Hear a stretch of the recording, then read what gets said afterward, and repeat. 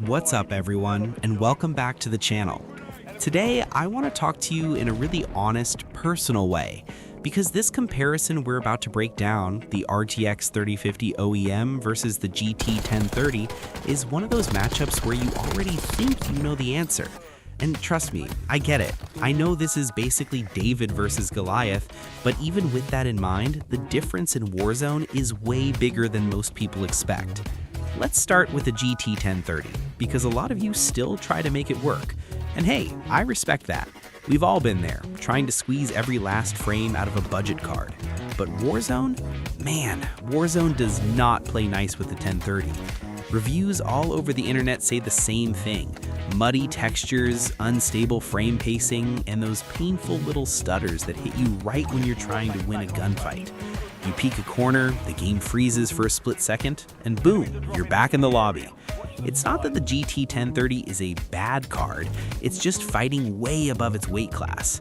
Now, let's talk about the RTX 3050 OEM, because this is where things get interesting. Even though it's the OEM version, slightly trimmed down compared to the retail model, it still feels like stepping into a completely different world. People online keep mentioning how much smoother the gameplay feels, how the frames stay consistent even when the action gets sweaty, and how the card just handles Warzone with way more confidence. And honestly, that's exactly what you want. You want the game to feel responsive, predictable, and clean. One of the biggest differences reviewers point out is VRAM. The GT 1030 hits its limit fast. You'll see textures loading late, buildings popping in, and sometimes the whole map looks blurry for no reason. Meanwhile, the 3050 OEM has enough room to breathe. You get sharper visuals, better motion clarity, and fewer moments where the game feels like it's falling apart around you. So yeah, I know the comparison is David versus Goliath, but even with that in mind, the 3050 doesn't just win, it absolutely dominates. It's not a small upgrade. It's not a maybe it's worth it situation. It's a night and day difference.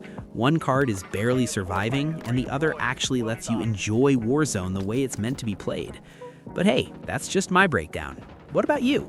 Do you think the 3050 is worth the jump, or do you feel like the GT 1030 still have a place for ultra budget players who just want to hop in and have fun? Let me know. I always love hearing your thoughts. Thanks for watching, and I'll see you in the next one.